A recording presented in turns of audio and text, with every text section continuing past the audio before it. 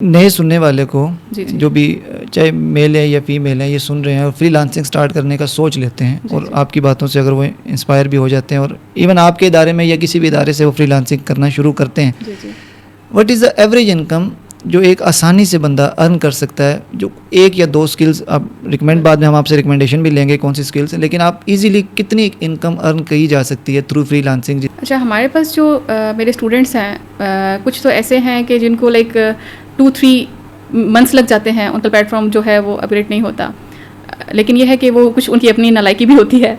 लेकिन यह है कि हमारे यहाँ डिफरेंट जो प्लेटफॉर्म्स हैं, सब आपस में जो भी उनके पास आते हैं प्रोजेक्ट्स, वो आपस में डिवाइड हो जाते हैं। ठीक है। अब एक बच्चे के पास अगर एक एट अ टाइम 4, 5, 6, 10 प्रोजेक्ट हैं, वो सब पे काम नहीं कर सकता।